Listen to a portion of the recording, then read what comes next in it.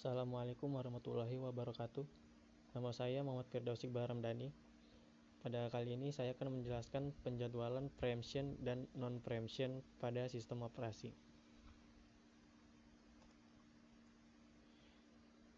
Proses pada CPU. Suatu proses adalah program yang sedang dieksekusi. Komputer harus melakukan banyak tugas pada saat bersamaan. Karena itu, CPU harus mendapatkan proses dan menjalankannya. Terkadang perlu untuk menjalankan beberapa proses daripada proses lainnya. Pada saat itu, proses yang berjalan terputus dan CPU dialokasikan untuk proses yang baru. Setelah tugas selesai, CPU dialokasikan kembali ke proses sebelumnya. Penjadwalan menurut mekanisme ini dikenal sebagai penjadwalan preemptif. Jika proses yang sedang berjalan tidak dapat diganggu dan itu wajib untuk menjalankan proses yang berjalan, maka itu dikenal sebagai penjadwalan non-preemptif. Yang pertama, penjadwalan preemption. Mekanisme penjadwalan proses melalui mana proses yang dapat terganggu oleh proses lain di tengah pelaksanaannya. Penjadwalan round robin adalah contoh penjadwalan preemptif. Setiap proses mendapatkan sejumlah kecil waktu CPU, biasanya 10 hingga 100 milidetik. Unit data kecil ini juga dikenal sebagai kuantum waktu. Setelah waktu itu berlalu, proses didahului dan ditambahkan ke akhir antrian siap. Asumsikan bahwa ada 4 proses sebagai P1, P2, P3, dan P4. Waktu burst CPU dalam milidetik adalah sebagai berikut. Waktu kuantum adalah 20.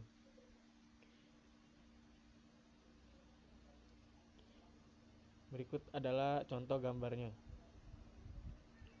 di mana P1 ke P2 20, P2 ke P3 dari 20 ke 37, dari P3 ke P4 dari 37 ke 57, jadi kenaikannya 20 milidetik. Proses P1 dijalankan hingga 20, masih ada 33 milisekund lagi, kemudian P2 dijalankan.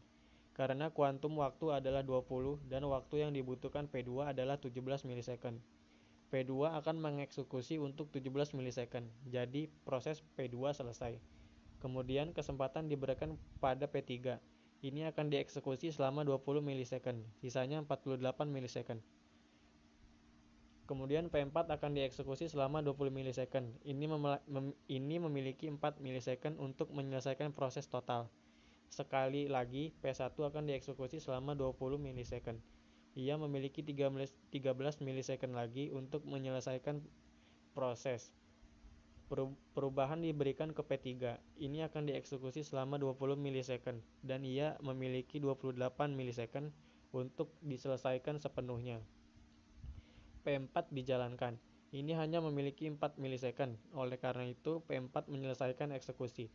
P2 dan P4 sudah selesai. Proses yang tersisa adalah P1 dan P3. Kesempatan diberikan kepada P3. Selesai 13 milisekund, jadi selesai. Sekarang satu-satunya proses yang tersisa adalah P3. Ini memiliki 28 milisekund untuk diselesaikan.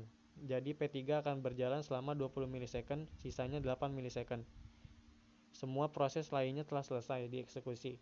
Oleh karena itu, sekali lagi sisa 8 milisekund dari P3 akan dieksekusi. Demikian juga setiap proses mendapat kesempatan untuk dieksekusi. Kedua, penjadwalan non-preemption. Penjadwalan non-preemption atau non-preemptif adalah mekanisme penjadwalan proses di mana suatu proses memulai eksekusi hanya setelah proses sebelumnya berakhir. Penjadwalan first come first served atau FCFS dapat diambil sebagai contoh penjadwalan non-preemptif. Proses yang meminta pertama dialokasikan ke CPU terlebih dahulu. Penjadwalan ini mudah dikelola oleh antrian first in first out atau FIFO. Jika ada proses datang dalam urutan sebagai P1, P2, dan P3, maka kesempatan pertama diberikan oleh P1. Setelah selesai, P2 akan mengeksekusi. Ketika P2 selesai, P3 akan dieksekusi. Asumsikan bahwa ada 3 proses sebagai P1, P2, dan P3 dengan waktu burst CPU dalam milidetik sebagai berikut. Menurut hal di atas, P1 akan dieksekusi setelah selesai proses P2 dieksekusi selama 3 milisekund. Sekarang proses yang tersisa adalah P3. Maka dari itu, akan mengeksekusi. Waktu tunggu untuk P1 adalah 0. Proses P2 harus menunggu 24 milisecond dan proses P3 harus menunggu 27 milisecond. Jika proses tiba dalam urutan P2, P3, dan P1, maka P2 akan selesai terlebih dahulu. P3 berikutnya akan selesai dan akhirnya P1 akan selesai. Persamaan penjadwalan preemption dan non-preemption adalah sama-sama mekanisme untuk menjadwalkan proses di komputer. Perbedaan preemption dan non-preemption schedule atau penjadwalan preemption dan non-preemption.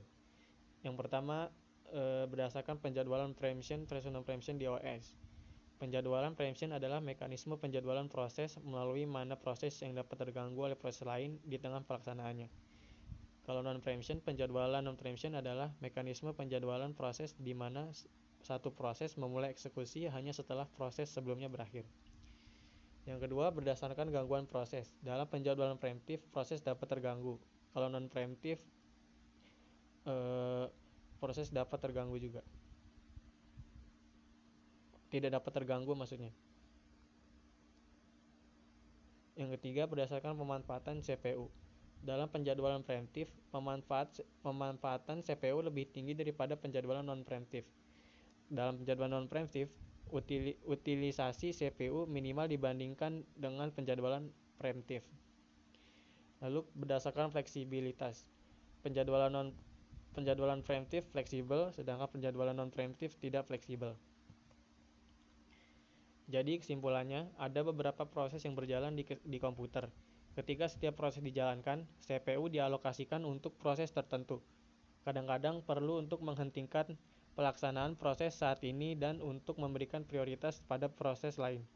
Mekanisme penjadwalan proses dapat bersifat preemptif atau non-preemptif.